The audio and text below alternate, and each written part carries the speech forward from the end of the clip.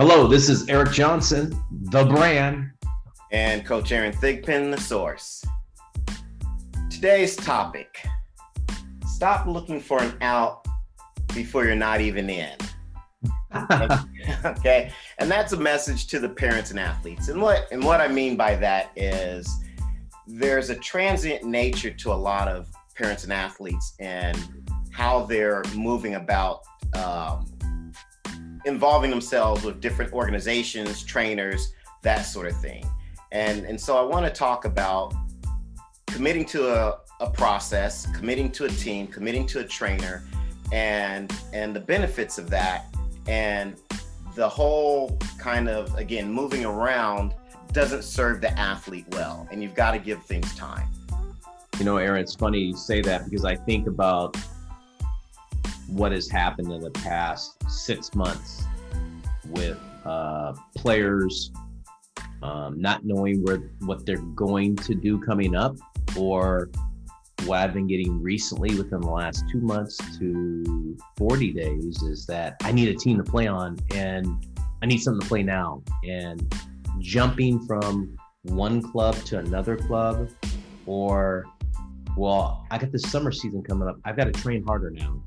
And not really being engaged, like you said, in the process of having a plan and really being prepared to do it. So I agree with you wholeheartedly about that. It's interesting times. I see a lot of panic in people right now. Right, and you actually said a key word: panic. On the training side, I see it a lot because people don't want to give the process time. Again, we're in this society where everything is instant and they want results quickly. And what I want parents and athletes to understand is that it takes time to build a good athlete. I mean, it doesn't take days, it doesn't take weeks, it takes months and it takes years. Right. And I think an athlete and parent need to understand that so that they can have the right expectations. Anything that people sell out there as a quick fix probably isn't going to be a quick fix for long, because an athlete's always growing, changing, developing. The game changes as you move up in levels. It develops, and there's different skill sets and different physical abilities that an athlete is always going to need. So I really want athletes and parents to get away from this fix me mentality, because that's only momentary. And a coach or a trainer may be able to fix you at that moment, but there's still more work to be done, especially with your younger athletes. I agree. A lot of times I'm really seeing this a lot recently. And I don't know if it's because everything is a go right now. And when I say a go, you got many things opening up and it's more free. And you have all the sports being played now. I mean, just think about that. Whether it's spring, winter, or a summer sport, they're all, because of COVID, everything's being played now. And so I feel like we're getting bombarded with a lot of athletes trying to make up for things they haven't done in the past. And then there are some athletes who were engaged initially, and then they went away, and then they're coming back like, I got to really ramp it up. And I think that programming of Instagram, Twitter, and all of that, along with other people talking, whether it's other parents or other players, everything, you mix all that in and you get an athlete that walks through your door, or you get an athlete that calls me and says, we got to get going. I feel like we're behind. And really, if you had a plan from the get-go, you were good. You were good if you just stayed engaged. Now look at some of the athletes we share, Aaron, and those guys that stayed through the process. There's one pitcher I know that has just stayed with the process since the beginning of COVID, during the ramp-up period, and he's still the same way. He comes in 2 days a week, does his work, leaves. I feel good. And we've seen an increase in his velocity. We've seen him with a lot more confidence, just because he is engaged in the process you talk about being focused and not worrying about the short-term wins and really engage in the whole process. And I've seen him develop mentally stronger, which has made him a better physically fit and physical athlete. So, with that said, I think parents out there and players out there, as you go through this next 3 to 6 to 7 months, get back to being focused on what you're trying to accomplish. Don't try to get it real quick. You have time. Just understand that there is a way, and keep on doing that, Aaron.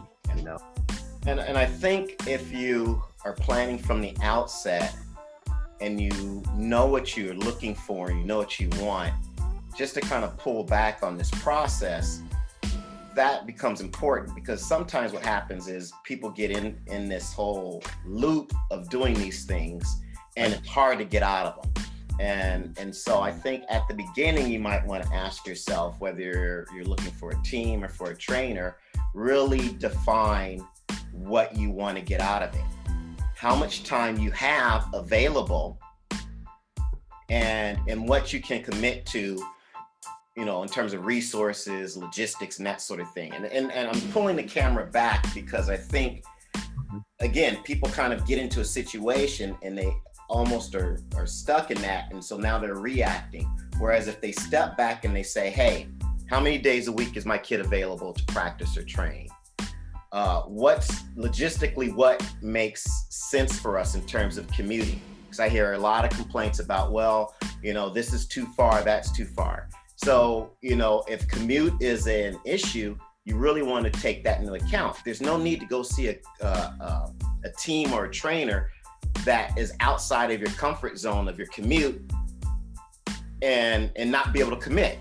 You're just not going to be able to sustain the attendance that's required to be able to get the best out of what that person has to offer. Right. And then the other thing is find out the philosophy. Make sure you match up philosophy wise. So all of these things kind of need, you might have a checklist of things that you might want to say, okay, I've seen this coach or I've seen this trainer and they check 4 of the boxes. This 5th one we could live with or we could live without, right. But you don't want to try and, what's the saying, put a square peg in a round hole. And because it's just going to be frustrating for both you, the athlete, and the entity that you're interacting with. And it doesn't allow you to commit to the process. And when you're talking about timelines and actually these things, you can then actually talk to the coach or the trainer and say, hey, look, this is what I have available. Mm-hmm. This is the budget. This is our timeline, because we need him or her ready by this point in time. What are your thoughts? And then you can get a realistic answer back from that trainer or coach. And then you can start to have some realistic expectations. I mean, the one thing I get a lot of is a kid comes in for his, he wants to get faster. He comes in for his first lesson. And the first thing the parent says is, well, how many sessions is it going to take? I'm sorry, I've been doing this 27 years, longer than 27 years, but there is no concrete answer. And if you start to put a timeline on those sorts of results that are unrealistic, in the end, you're not going to be happy. So again, that's one instance of how you really want to sit down and say, hey, this is what we'd like to get done in this time period. Is it feasible?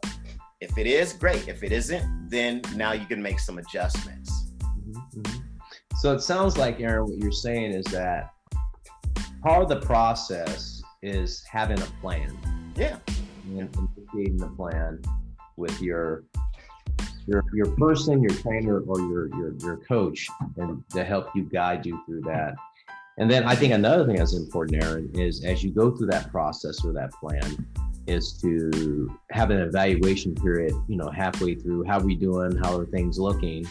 And then keep on going through that process after you've evaluated, after not 1 week, Yeah. And or every week, which I get sometimes. Some parents want me to time their kid every week. It doesn't work that way. And I get it. And that's why I'm saying, if you can have that conversation up front, then you understand. Then you understand even if you want to commit, because that's the next biggest thing is there's this sampling mentality where people are kind of moving around from team to team, trainer to trainer, and they're sampling and they're not staying with anyone long enough to see if what they have to offer is going to be effective. And so they're on this merry-go-round of hitting up all these different people, but they're not getting anywhere. And so you sometimes have to invest time to find out if you're going to get the return. And just like anything else in life, there aren't any guarantees, and there's different grade or different levels of payback that you're going to get. But at least if you spend some time, you can be educated on what's going on with that entity and then make a decision on, hey, is it time to move on and find something else? Well said. Detail oriented about staying engaged in the process and having that plan. So, Aaron, and out there, sports fans, hey, this is the brand, Coach EJ. And this is Coach Aaron, the Source. See you.